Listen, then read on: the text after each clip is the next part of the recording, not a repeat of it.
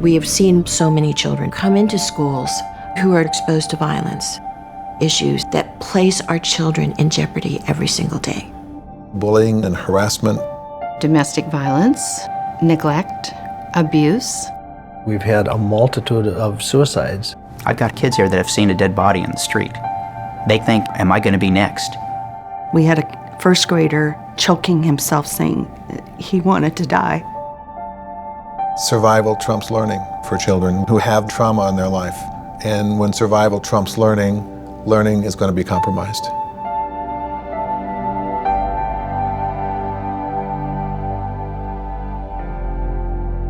Every student, spends 6 to 7 hours a day in the school.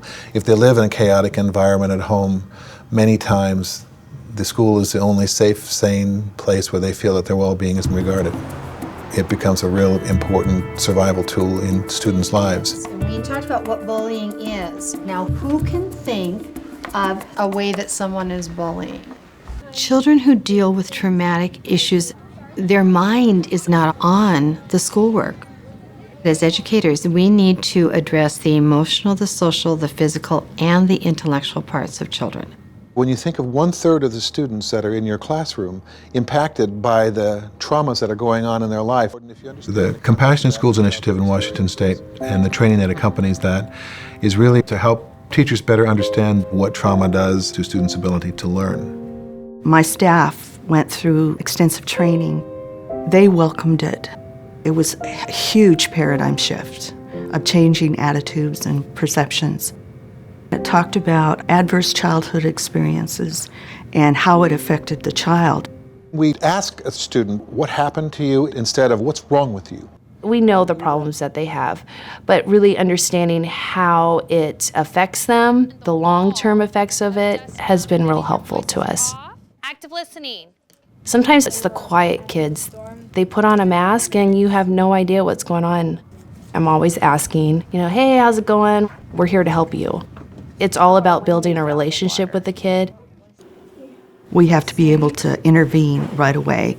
We build safety plans, we work with the parents, and we say, this is the plan that we have, but we want your input. What can you do to support us? When you deal with children who have traumas, the conventional methods of dealing with them are often not applicable. So we're going to do the sun salutation. Many of our kids needed to learn how to calm down. So we started yoga, and the kids absolutely love it. This is? Swaying tree. Swaying tree.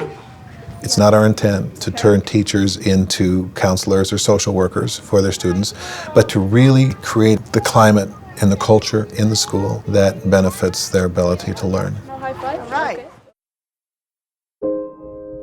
School-age children can experience a wide range of traumatic events, regardless of whether a child lives in an urban area or a suburban or rural area. Is there a lot of crime in the child's neighborhood? Is there drug use and abuse? Experiences that adults need to ask about. We know that there is a link between academic engagement and school engagement and traumatic stress and violence. Some of the symptoms that our children present with in school, like re-experiencing, hyperarousal, avoidance, those things show up as problematic behaviors in the school setting. When we created CBITS, that's Cognitive Behavioral Intervention for Trauma in Schools, we wanted to create an intervention that was school-friendly. The goal of CBITS is to give our students a set of skills. It helps the students deal with the past trauma that they've experienced and also helps them deal better in the future with things that may be stressful for them.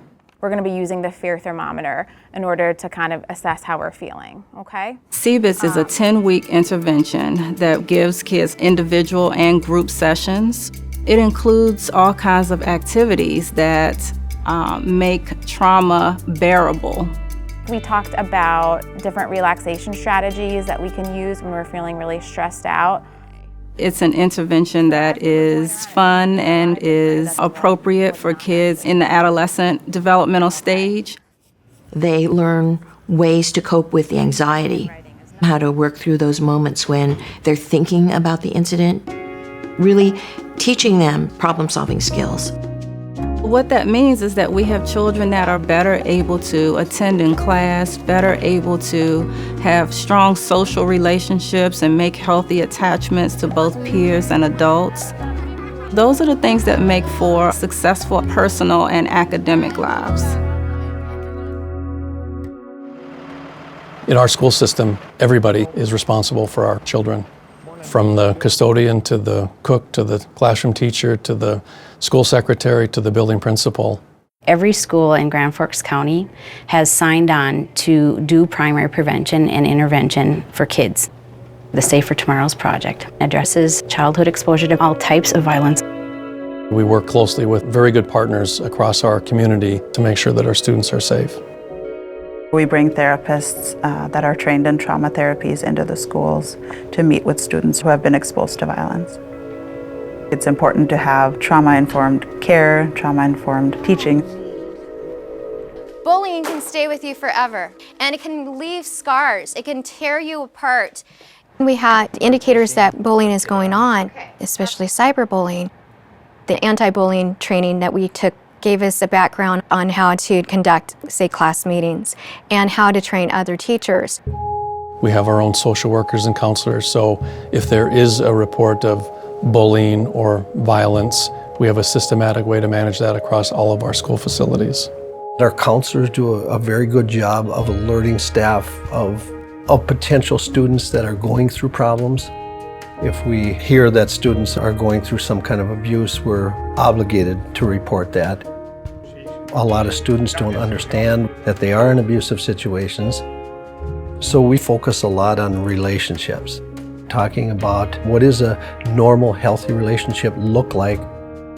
One of the points we want to get across is that we can be abusive without even thinking about it. Coaches see things and hear things that other adults don't. They're in situations on a practice field, in a locker room, on a bus, where they can actually see teachable moments. We can impart so much more that the kids can take with them when they leave. That's going to have a great influence, not only on themselves, but on the people in their lives. The safety of our children is everybody's responsibility. They're our kids. They're our legacy, and they need to be taken care of.